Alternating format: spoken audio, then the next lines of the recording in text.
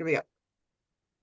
So welcome everybody to our January meeting. We have with us Shelley Read tonight, and we're going to be talking about her wonderful book, Go as a River. Although every time I see the cover, Shelley, I want to say Go as a Peach. I don't know why. It's like a Freudian thing. And not, Jean's waving her head. Yes, of the other ones, you guys did that too.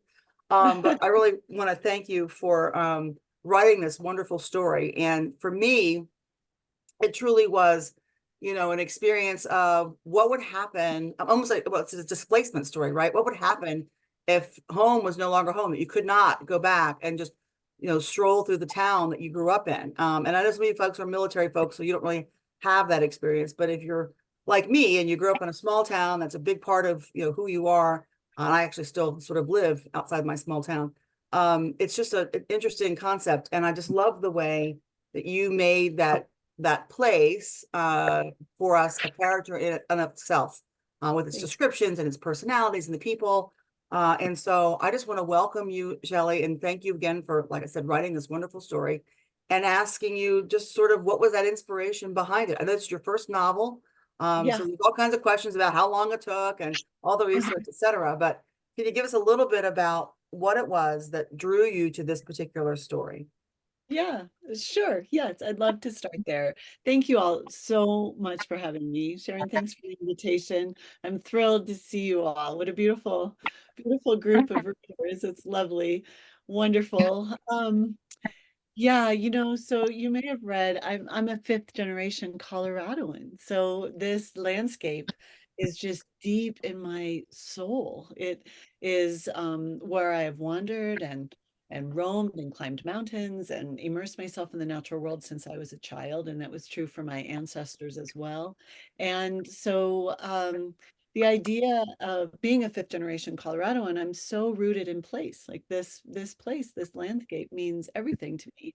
I grew up on my grandfather's stories, telling me what it was like for his family to try to make a life in this place. And I just feel it in very, very deeply. And so the idea of displacement. When you're so rooted in place, I think the idea of displacement is a particularly haunting sort of a concept. And here in the Gunnison Valley, where I live, which is where the majority of the novel is set, I live in the upper end of the valley, high in the mountains. I live at about 9,000 feet elevation. But in the lower end of the valley is where Blue Mesa Reservoir and the town of Iola um, Blue Mesa Reservoir is there now, and the town of Iola once stood that is now underneath that reservoir. And I grew up knowing that. And I always wondered, I found that very haunting. I always wondered what was it like for those people to be displaced from their ancestral farms and ranches in order to create that reservoir. And so that is where I chose to set Victoria's story.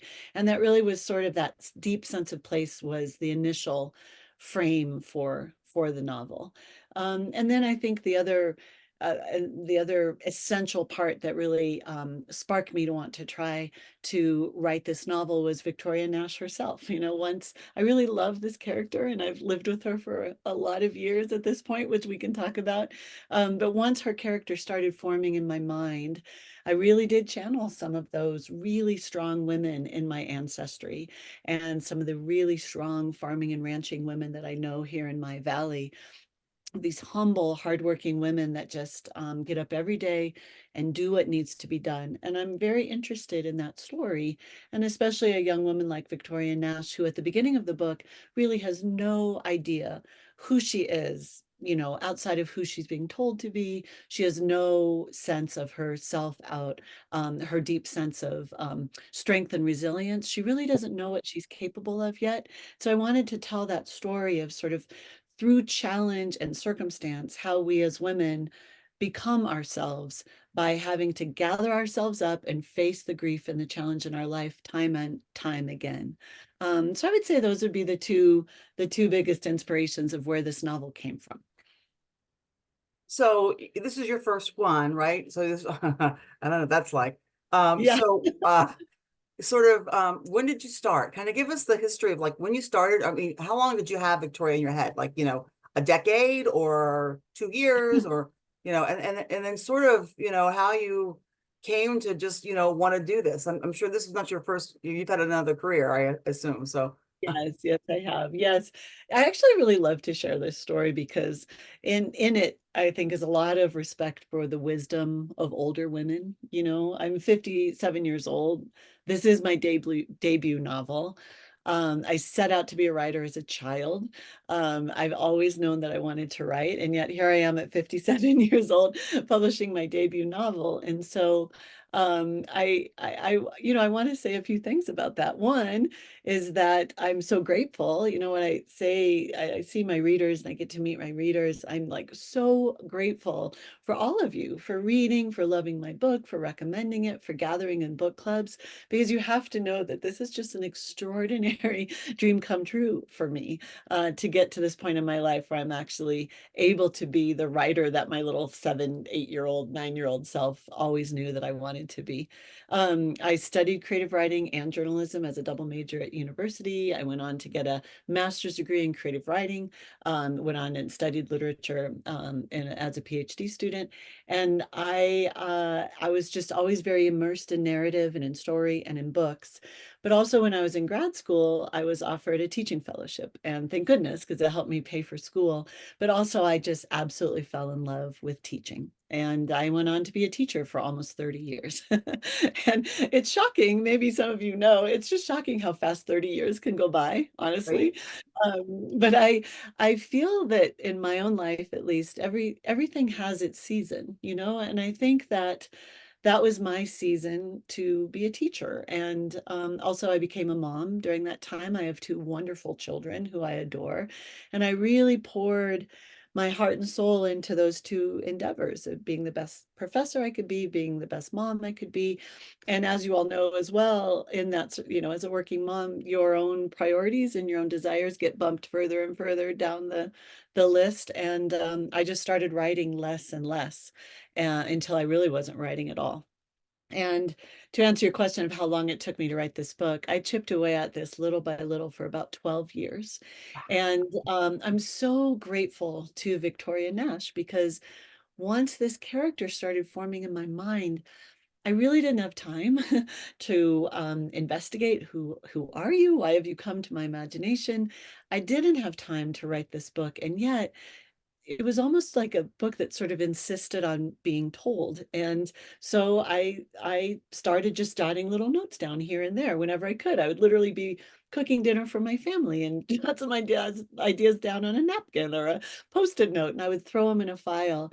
And over time, her story really started to develop you know, some substance and some meaning for me until once I figured out, wow, this is a novel. And then I figured out, wow, I've never written a novel before. I don't know how to do this. I think I'd written mostly short fiction and creative nonfiction for magazines previous to this time. And then I just kind of had no choice then to get on this wild ride and chip away at it whenever I could. I was so grateful to finally finish it. And then when I did, miraculously got it out into the world, and it's been so well received that I'm really grateful I stuck with it. And I really I didn't have publication in mind. I didn't have all of this in mind when I was working on this novel. It was more that once I fell in love with Victoria Nash, I just wanted to tell her story as best as I possibly could. And so I just worked on it really hard, lots of revisions, and eventually told the story that I wanted to tell. And it was a learning experience of a lifetime. It was a wonderful journey. And I'm really, really grateful that I stuck with it. Well, we are too. I mean, I just, like I said, I found, I fell in love with the story at the prologue. And I knew that we were going to read it just because it's been a while since I read it. So if I don't have it exactly, you know, if I forget something, guys, it's because it's been a while. That's Um, what, but you know, I think that the way you characterize Victoria, the way we felt her struggle, as well as we felt that town go. And then, you know, and I have some questions about, you know, her selling out of the town and how that came to be, et cetera. But I'm gonna let some other folks ask some questions first. But I do really think that this is one story that, you know, it's not terribly long, but it really strikes you in terms of, you know, place being such a big character, which you know, we do read some of those books, guys, where there's, you know, the place does become a character in itself, but in this particular case, I believe it truly was. And so With Thank that, you. Janet, you have your hand up. Carol did, and she's kind of disappeared on me. So you are up next or first. Well, I really enjoyed this book. And so did you say this already? Did I not hear that Victoria was like some combination of people that you knew or um, Yeah. yeah, just like a Um, combination of people?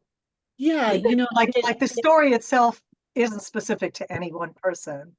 no, it's not, and it's a it's a tricky story to tell as well because it's fictional characters and fictional circumstances in a lot of the narrative, and yet it's rooted in real But the history. thing really happened to Iola, yeah. Yeah, exactly. The Well, thing that that happens when they build dams, it's yeah, kind of like a really horrible thing about the good and the bad about having to build dams. yes, exactly. Destroying, communities and towns and um, and artifacts. I mean, they did this here in California when they built the Yeah, New Melones Dam. So, yeah, the story, it was gripping and sad, the racism that she had to just, be shockingly, exposed to in her own family. And clearly she wasn't, inherently like that. yeah. But somehow I just kept thinking that some more horrible disaster was going to happen. And I'm so glad that the end was a good end because I kept, no, really, because I kept thinking, well, let's see what else could horribly Yeah, happen, I go wrong in this story, like, like, know. uh, like not that he could die, her son, but that because of the dam that all her water would go away. That's what I kept thinking, is that she would lose the water that allowed her to create her new peach farm. So I'm glad that didn't happen, Yeah, and thank you. I'm sure that didn't happen in real life either to other people. The ending made me happy. It was a little sad, but it was also very um, like tied up. I like that Yeah, about this good. kind of Well, story. So thank you. yeah, I mean, oh, yes, you're welcome. Thank you. Thank you for all of that.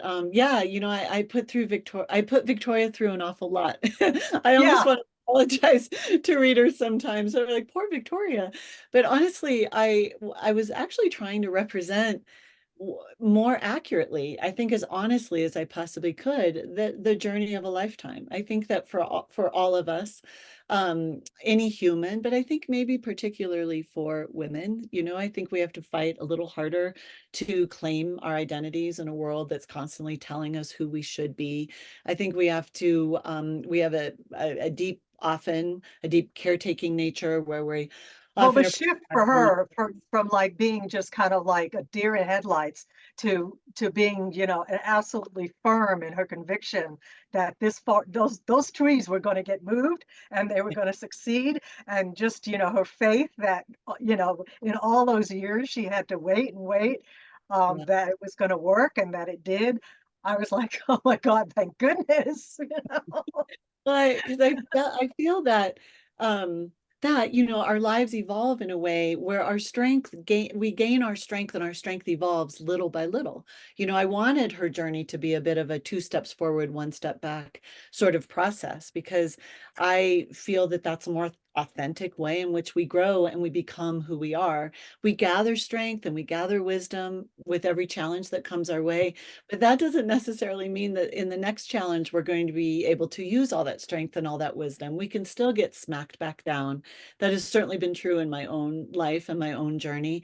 But I think every time I gather myself up, I'm at least a little bit stronger and a little bit wiser. And I wanted that to be the trajectory of Victoria's growth. I didn't want to romanticize her, but make her as real and as human as possible.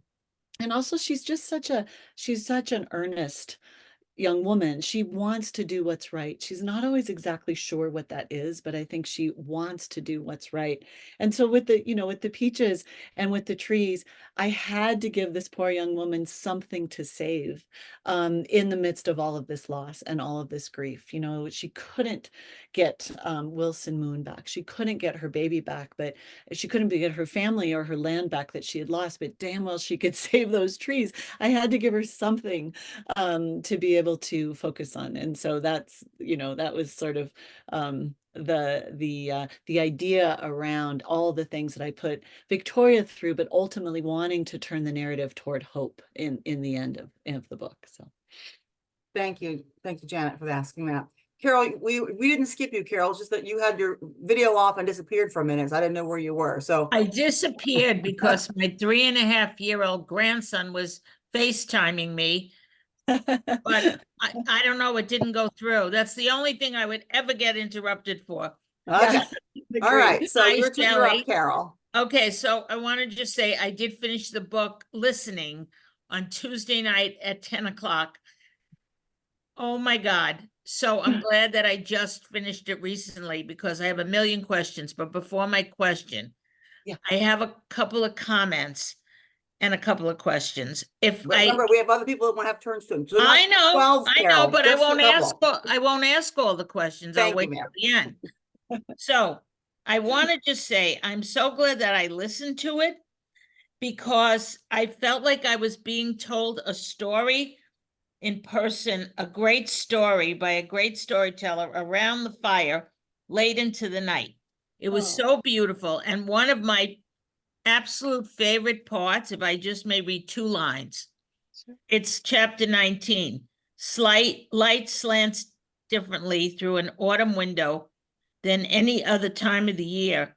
This was true in my farmhouse in Iola and equally true in my new home. And the way you just described that, just so I usually ask why first person, but I won't because to me, it's pretty obvious why you had to do first person on this particular book.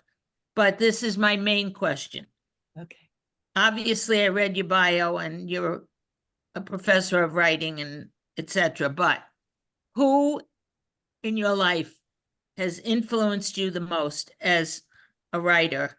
Who do you sort of think about the style, either growing up or in adulthood? I think I know who, but not who, but what in what category? And why Durango? I've been to Durango, and I can imagine why. Those are my 2 questions. The other ones I'll wait till the end if no one else asks them. Okay. I'll go Okay. off. I'll go off camera. Oh. All right, that's lovely. Thank you very much for that. Thank you for reading those lines also. You never know when you're writing what's going to resonate most with any given reader. And I love when I hear if something particularly touched someone's heart or something particularly resonated with you. And those lines are so simple and yet it's so true.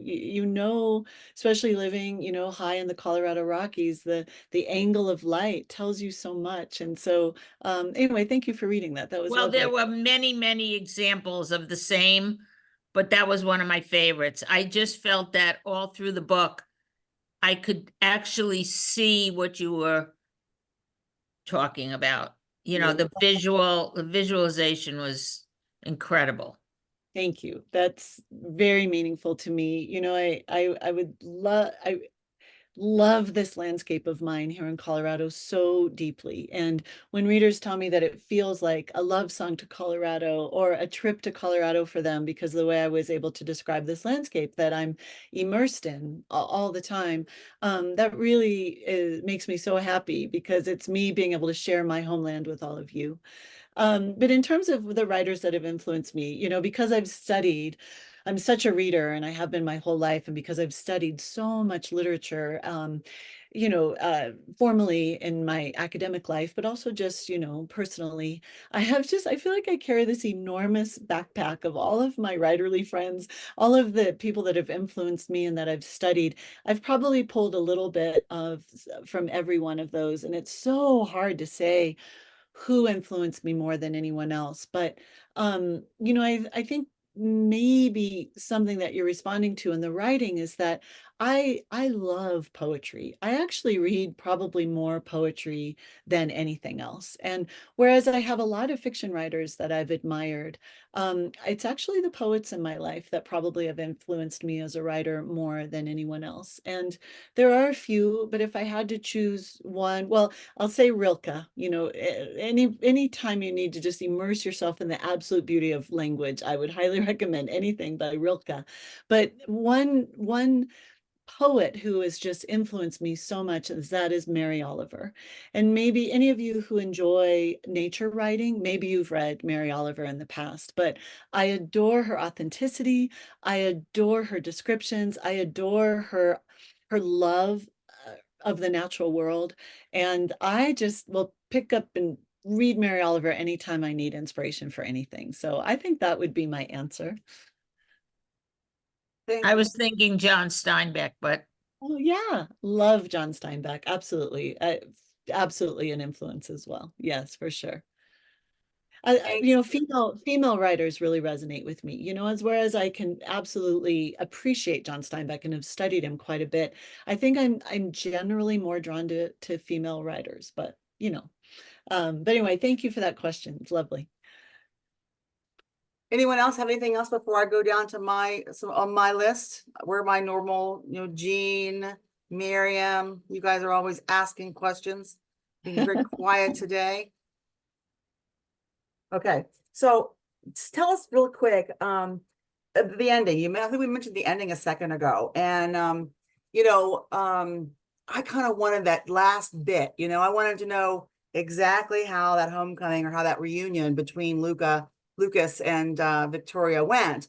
Yet you left it up to us, right? And you let us up to us to see what that imaginative event was like. And so my question to you is, when you wrote that, what was your how did you see that homecoming or that reaction or that event unfold? Since you're the author, you must have had something. You just probably maybe had 3 different scenarios and you couldn't figure out which one you wanted, or you just, what was it? Well, interestingly, the way that I formed that, the very ending, those last few pages, I've done many revisions of this novel. It evolved quite a bit over time. And I actually, the most recent revision was that final third of the book, very challenging for me how to figure out how to get Victoria and Inga together in a believable way. So I played with a lot of things around that, but I had written those final 2 pages earlier, and I knew that's exactly where I wanted to end the book. I didn't play with any other alternative endings. I sort of felt as a writer that by that point in the journey, I had given you, the reader, so much information about these people and about their emotional journeys, about all that they needed to process in order to show up for that final scene. And I kind of felt like the fact that they all had the courage to show up. Lucas shows up, Victoria shows up, really a hard fought courage to get her to that place, that she was able to show up. Inga is there, even Zelda is there. I felt that the fact that they all showed up was maybe enough information that you needed as a reader, and that I didn't need to then give you any more information after that. Although I will say, Sharon, you're not the first reader to tell me that. Like, couldn't you have at least told us what they said to each other once they met? And I was like, I could have, but I felt that it might be better in your hands as readers, And as far as what I think happens afterwards, what I know about these characters is that they, like all of us, are both flawed and as well as noble. They have processed quite a bit in order to come together. I think that there are no tidy endings in life. I think probably they will find a way to be in relationship, but it's probably going to be a little bit messy, and yet I think their hearts will be fully in it, and I think they'll figure out a way to work it out. But I didn't want to kind of wrap it up in too tidy of a little pink bow. I just don't think that that's what what this story shows about human nature. I don't think that's the direction any of us are headed, but I think they're all good, kind, heartfelt people who are going to find a way to love each other. Yeah. Perfect. All right, Miriam, I'm going to let you have the floor. So I will admit that January's been a terrible month for me because it's been gray. I think we've had sunshine once in a month. So this was a really hard book for me to read because I couldn't focus on the book much. But I'll ask you kind of a writery question. Could you talk a little bit about the mechanics of, like, do you get up in the morning? Do you write at night? And then the other question was, do you like, how do you keep track of all the characters? Do you create little bios for them?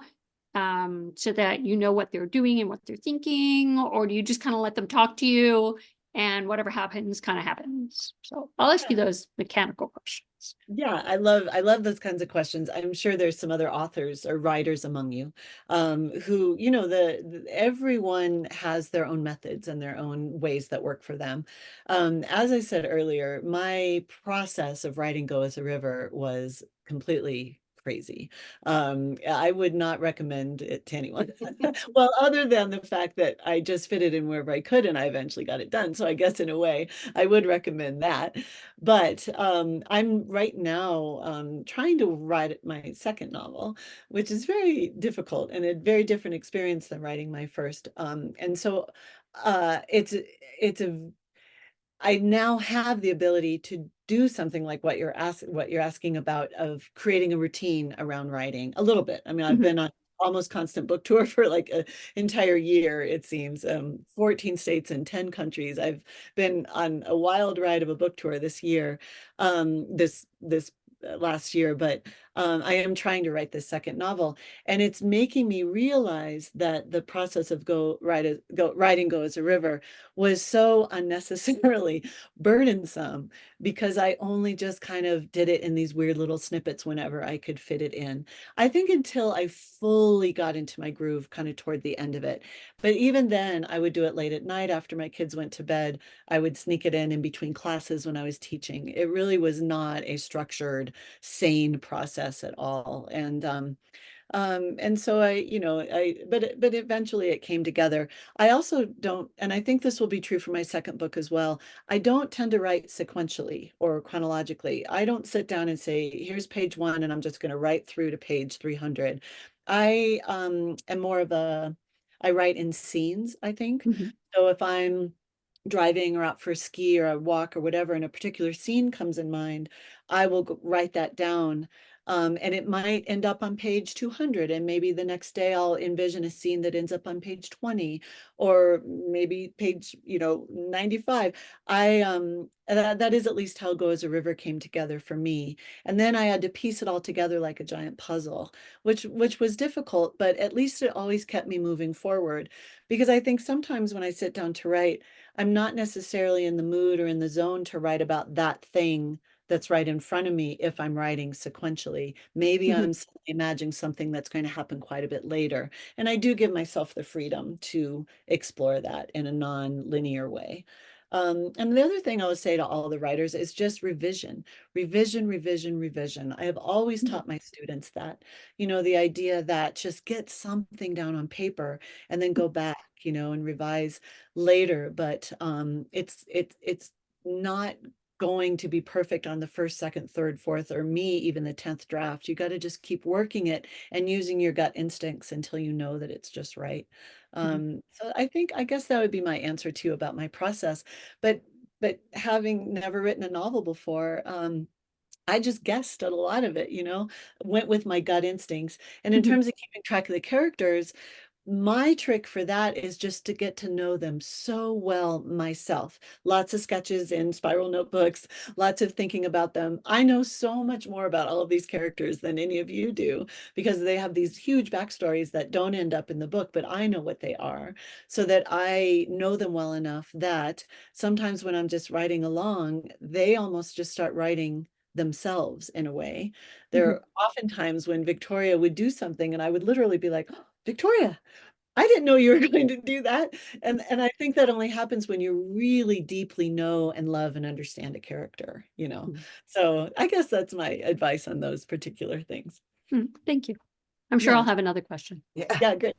I tend to use, I put together what I call a character Bible, like a Mhm. little book, and I have each of them and how tall they are, and what they Yeah. look like, and and those kinds of snippets that you know about them, so that you can, so then if you go back and you forget like a sub lower Yeah. character, you can figure out, who's that guy again, some of the ones that aren't so nice, or not so But prominent in the story.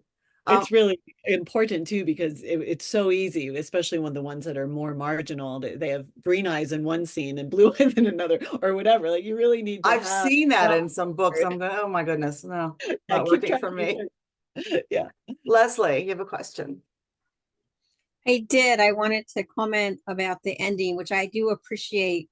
You're giving us the opportunity to kind of go through that whole homecoming, if you will, and coming up with our own thoughts and perspectives on how that might play out over time. But I also thought it was the perfect way to lead to maybe not necessarily a sequel to go on about Victoria, but a way to do maybe a companion book that dove into Zelda, for example. I found her fascinating and thought, her backstory must be amazing. And it would be so interesting to hear, her perspective on life in that area and her engagement and interest in broad world events, but also, being content, in the local, Gunnison County area as well. Yeah.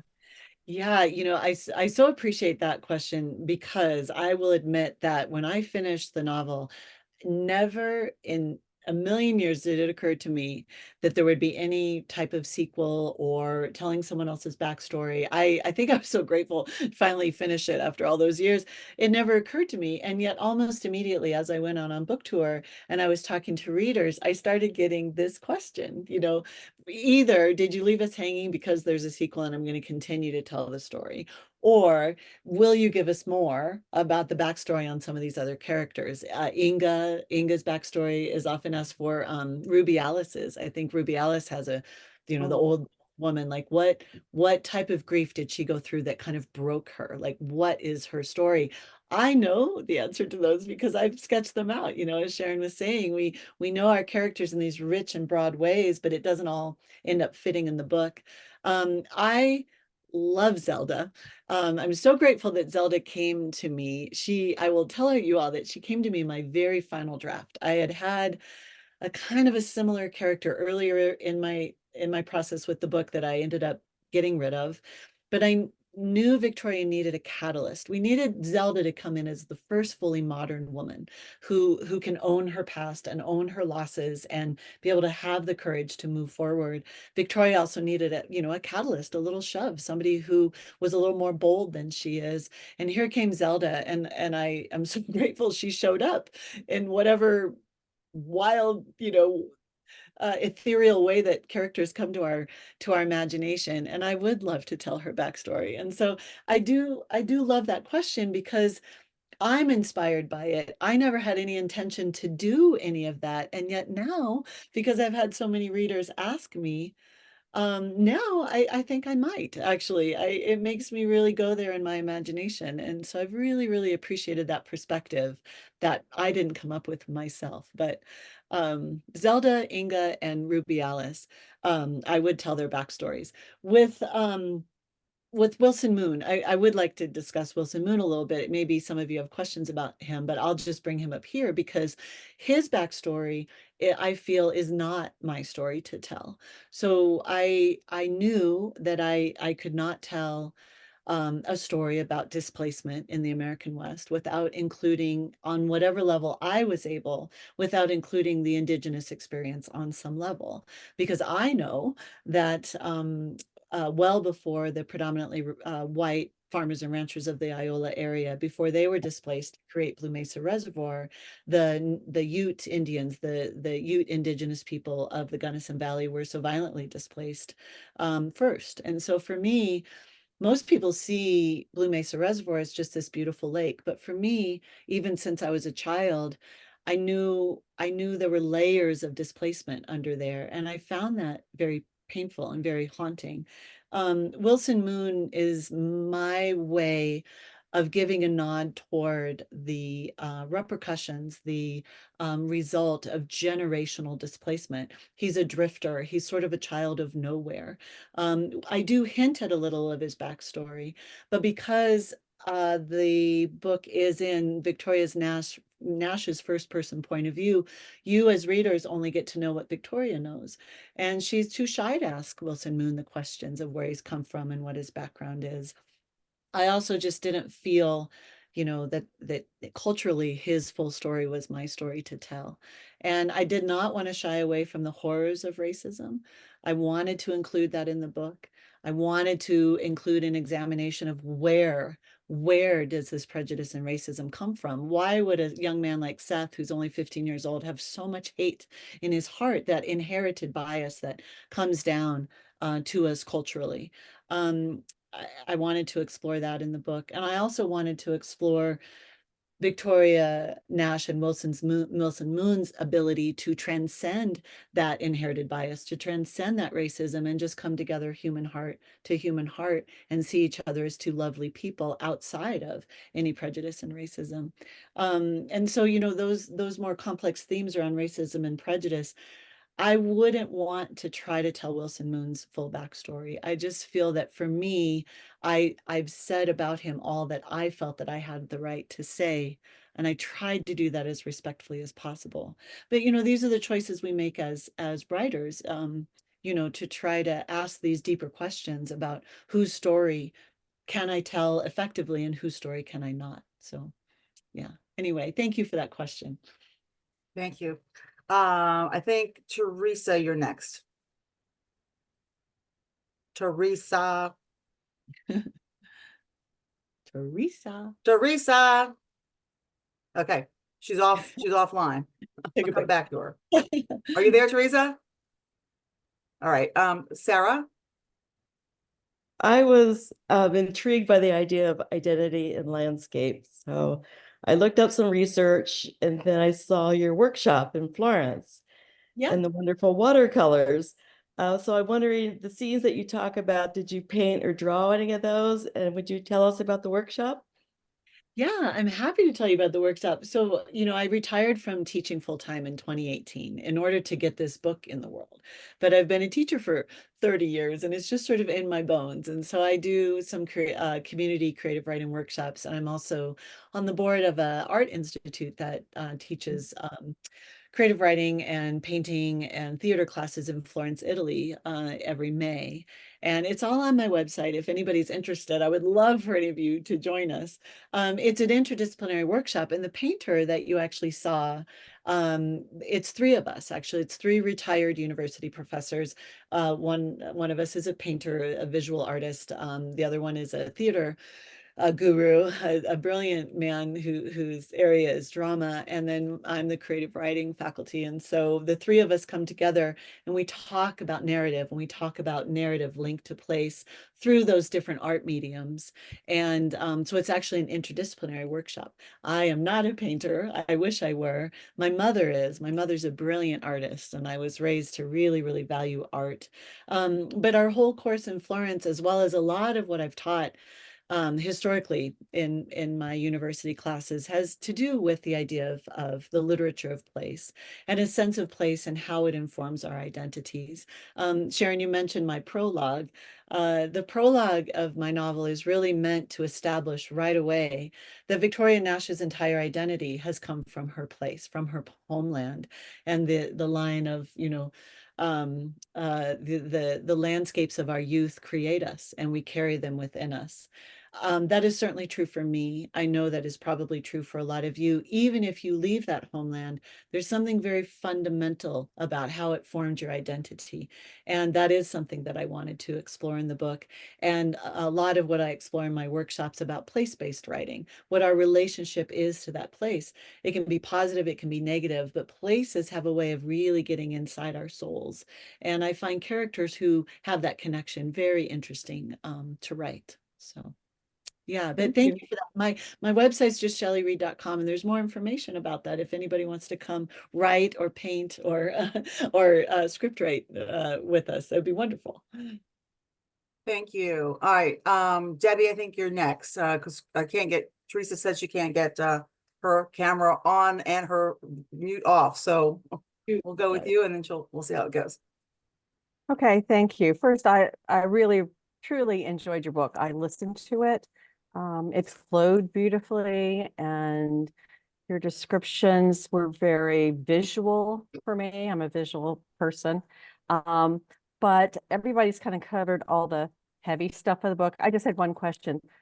Why peaches? Why did you pick peach trees? I have to tell you that as soon as I read the first thing about peach trees, the first thing I said, in Colorado. So I went down that rabbit hole of, do they actually grow peaches? You know, because I'm East Coast, a little more Southern. So I always think of Southern peaches, but so why peaches?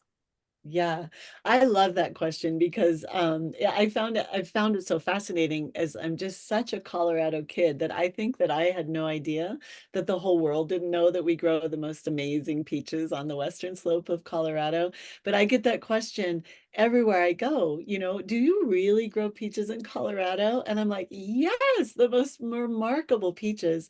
What I've read is that there's something about on the western slope of the Colorado Rockies. So the western side of the Continental Divide is where most of our best peaches are grown here in Colorado. There's something about the mineral rich soil from all that snow melt, as well as the warm days combined with cool nights that are cooler than you might find in other places of the United States, that those combine to create this extraordinary sweetness in our peaches. And they are big and fat and juicy. Like, I highly recommend you coming to Colorado and tasting one, pluck it right off the tree. In most of our orchards, we're all invited to just go and pluck our own, and there's nothing like it. They're extraordinary. But what I also know about Colorado peaches is because of the wide temperature variations that we have here, they're actually really difficult to grow. So in answer to your question of why peaches and not apples or cherries or apricots or something else that we grow on the western slope, the peaches for me became a powerful symbol of Victoria's journey. This idea of growing against the odds primarily. The fact that we have peaches in Colorado at all, how did they get here? Who was the first person to think they could grow a peach in Colorado? The history of that is fascinating. It took a lot of ingenuity and a lot of expertise. And I did my research by going over this big mountain pass here to the farmers on the western slope. And I just sat down with these generational peach farmers and said, teach me everything that you can possibly teach me about growing peaches in Colorado. And they said that a peach blossom is one of the most susceptible to frost. Also, the peaches that are late in season, we get a lot of early frost in Colorado, a lot of very unpredictable weather. It can wipe out an entire crop just as it's coming into its most sweet time. And so what they emphasize to me is the expertise of this generational growing, this passing down of the wisdom of how to grow peaches in Colorado. And I just thought, wow, that is such a metaphor for this idea of growing against the odds. It became a metaphor of resilience in new soil around the theme of displacement, that both the trees and Victoria could be transplanted elsewhere and still thrive. Also, I really wanted to give this very ragged Nash family an anchor, like something special to anchor them, you know, in the midst of all of this loss and all of this grief. I wanted, as I said earlier, Victoria to have something that is savable, something that she loves so much that she can take with her when she's displaced. And I wanted to constantly just keep turning Victoria's story back to the land, and her love of the trees allowed me to do that. So I think that would be the breadth of my answer, that Colorado peaches are so special. And you know, the cover of the novel, when my United States publisher chose a peach for the cover, I was really surprised. You know, I'm brand new to the publishing world. This huge learning curve of this new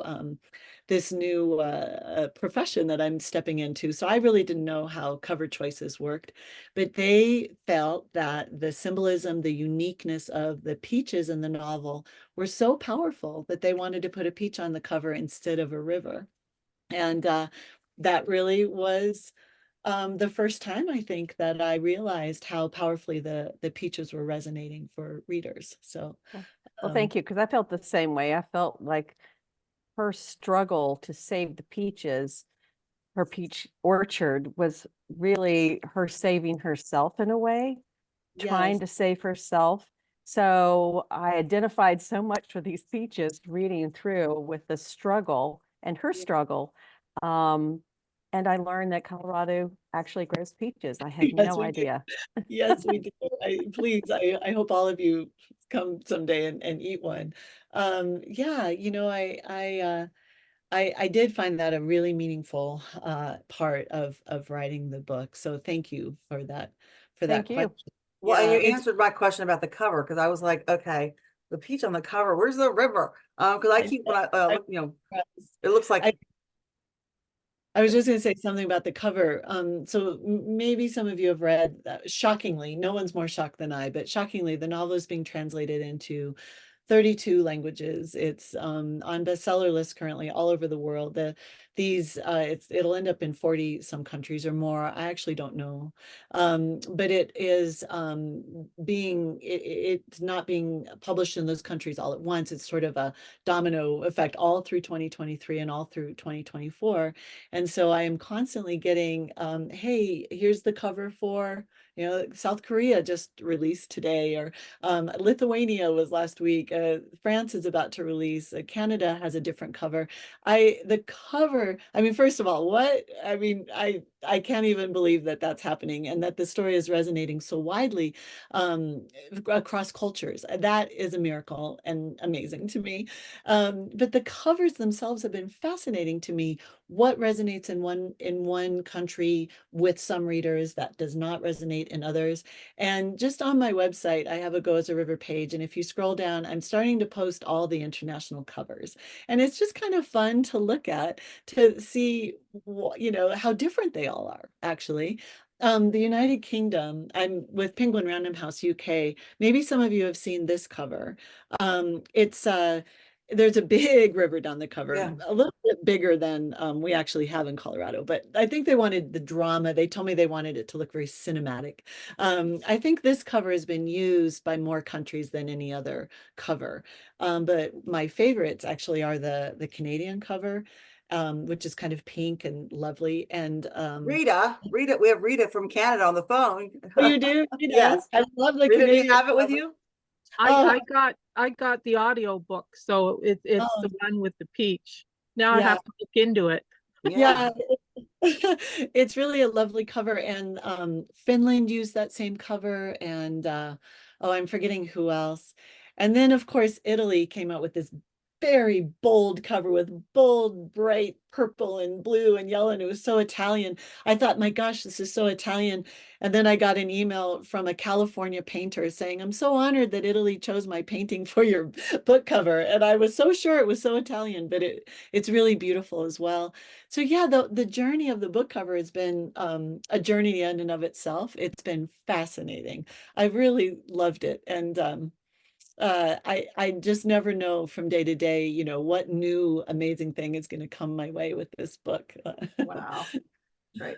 And somebody said they're going to try my recipe or actually Avery's recipe with the bourbon in the book club kit. So there you go. Oh, good. Yay. Yeah. Denise, you're up, I think. Kristen, I think you're done, right? Did I get you already? I didn't get you yet, Kristen. Kristen, go ahead. I'm so sorry. I skipped over you. I apologize.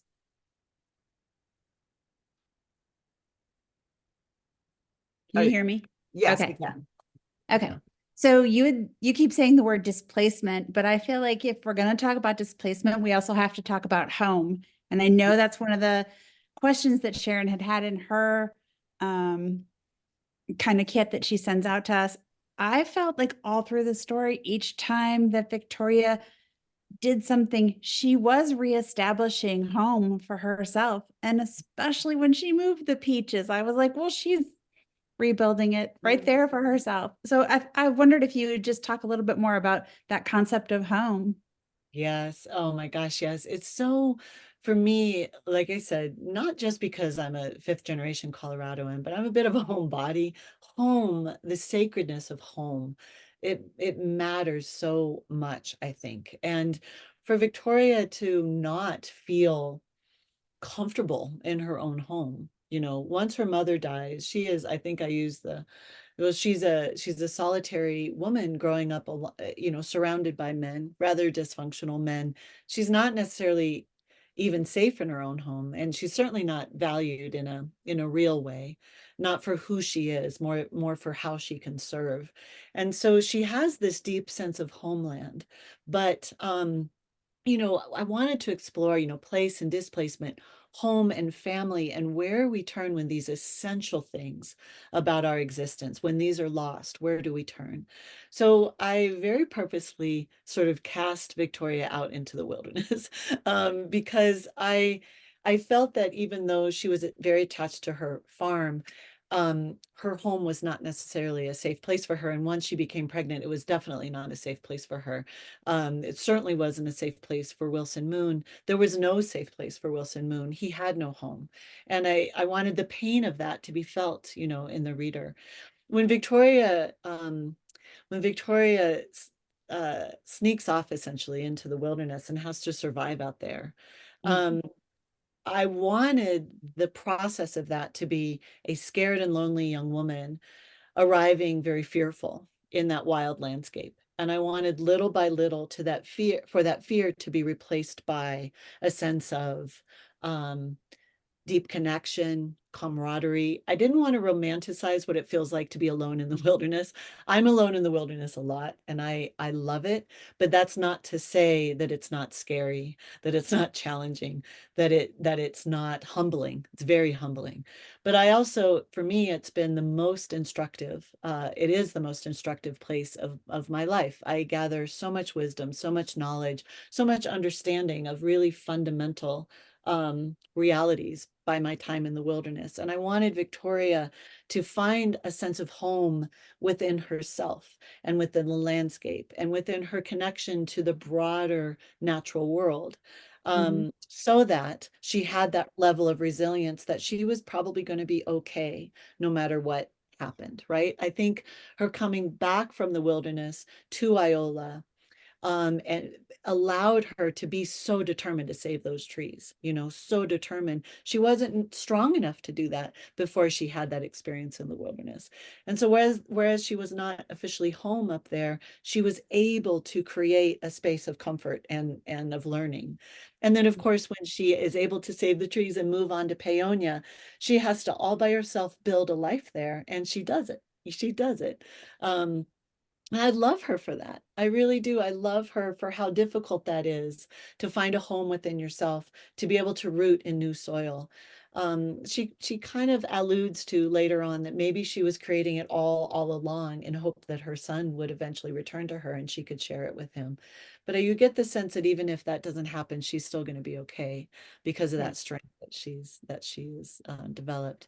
But yeah, I do hope that readers walk away from the novel with a deep sense of that home matters and that we can fight for exactly the type of home that most nurtures us. Yeah. Thank you, Shelley, for that. Yeah, Denise, thank we're running low on time, so I just want to get to you for sure. Sorry. Yeah, no problem. I was just wondering how you came up with chapter 21. That's the I letter. really liked it. I love how you stated at the end that, you know, it was Lucas's story to tell, and my precious boy believes he is nothing from nowhere, and only you have the answers he needs. Please help us. Ah, gosh. The letter. That's the letter, Shelley. Yeah, Letter. yeah, I just love that. Yeah. And it Uh, took me That by was on my list. surprise. Yeah, it took me by surprise, but I loved it. So Thank you. As I said earlier, one of the biggest challenges of this book was how was I going to bring Inga and Victoria together? You know, these are two strangers, but they're two partners in the raising of this exquisite young man. And I knew that I needed to bring them together. And it was very difficult for me to know how to do that. I established Inga early on in the book as a woman who never wanted to be a mother. And I wanted to honor that journey. I have many friends who have chosen to not be mothers. Clearly, for many of us, motherhood defines a lot of our life. Having a child, losing a child, adopting a child, giving up a child, something oriented around motherhood. But I think also the choice to not have a child is a powerful and difficult choice for a woman. And so, or if one cannot, even if they desire to, all of these different ways that the idea of motherhood affects us as women in the world. Inga started out this young woman who wanted to go to college and be a writer. And you know, it wasn't possible for a woman in 1948 to make those choices. She got married, she had children, she has this, you know, this adopted child as well. She ends up saying, I had to surrender to motherhood, and she did. And even with doing that, though, she experiences these extraordinary losses. And so when it was time for me to reveal all of this to Victoria and try to bring Inga and Victoria together, I wanted to turn Inga back to her writerly self. And so, you know, I don't even know what word to give it. It's not a memoir, it's not a letter, it's not a diary. It's Inga's attempt to sort of make sense of what happened by writing it all down, because she still had that writerly self in her. I needed that writerly voice because I had to distinguish Inga's voice from Victoria's. That was actually really difficult. And I was able to make her voice a little bit more writerly because she was writing it all down. But that chapter 21, I had to look, I'm like, what happened in chapter 21? But yes, that's the section where we learn what happened to this baby. What I wanted to do was narratively was build as the desire in Victoria builds of what happened to my baby. I wanted to build that same desire in the reader, to by the time you got Inga's letter or Inga's narrative, you also were like, what happened to that baby? And then you were able to learn it by reading Inga's story. And it was a delight to write because I actually got to be a little bit more poetic with it and a little bit more reflective with it than I could be with Victoria. So, but it was not easy. It was not easy. So thank you for that question, and thank you for letting me know that it worked, you know. Well, we are out of time. Carol, if you've got something that you can do really fast, then great. Otherwise, we're gonna have to move. You're on mute, Carol. We can't hear you, darling. All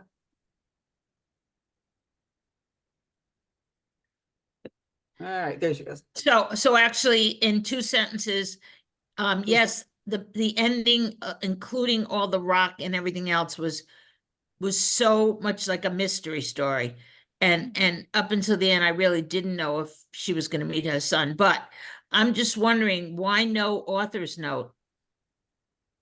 About what happens next? Anything, like at the end of the book, there's no author's note. Well, you know, it never occurred to me to do that. I kind of felt like I had said everything that I wanted to say. Okay, all right. Sometimes there is, and Yeah. yeah. I And did a and I rather just want, long acknowledgement because I had so many people to thank, because oh so many yeah. people believed in me, but I chose not to do an author's note. Yeah. And this is just something as a, not a question. This is something today on Facebook, something popped up where people are making quilts, squares, crocheting quilt squares and making a quilt out of the colors of covers of the books that they read that year. Ah, That's lovely. interesting. I love that. There you go. That's Yeah, beautiful. so we were talking about the covers, so yeah, it was kind of Yeah. cool. Love that. Love that. Thank you, Carol. Yeah, welcome. All right. Well, thank you, Thank Shelley, you. for joining us. Again, we loved your book. I'm getting it right this year, girls. I'm so far, we're batting okay. We're only 1 month in. They always tell me they don't like my picks. But really, I really appreciate you joining us. Thank you. And thank your assistant for helping us set this up. It was lovely and enjoyable. And I hope, you had as much fun with us as we've had with you. Oh my gosh, absolutely. Your questions were wonderful. Thank you all so much for inviting me. It's been a pleasure. Lovely. Thank you. Thank Yeah. you. Thank Okay. you. Bye. Yeah. Goodbye. Bye-bye. Yes, thank Thank you, you, guys. Shelley.